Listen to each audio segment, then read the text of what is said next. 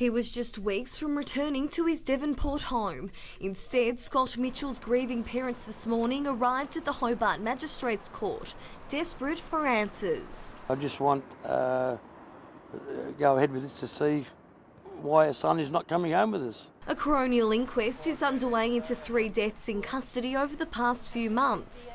The Mitchells' youngest child was one of the 3 prisoners. The court heard the 23-year-old was found unresponsive and blue in his cell on July 31. The inquest was told he suffered from a heart condition.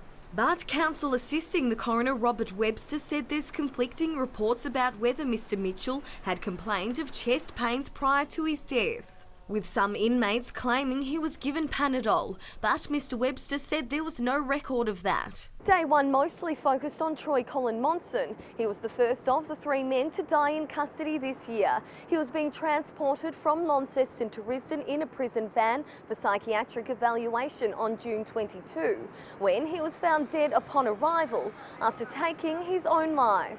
The court heard from several inmates who were in that van. One said he heard officers open the door and say, "Wake up, mate, wake up."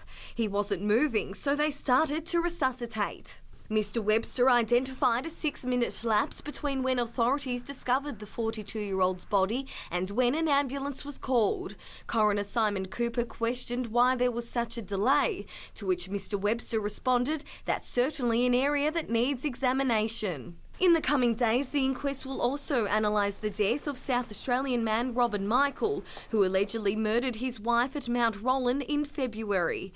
The court heard there was nothing unusual about his behaviour before the 63-year-old took his own life on June 29. But the inquest heard Mr Michael was upset because he was having trouble contacting his son and he had discussed how he might end his life. The inquest continues tomorrow. Elizabeth O'Neill, Win News.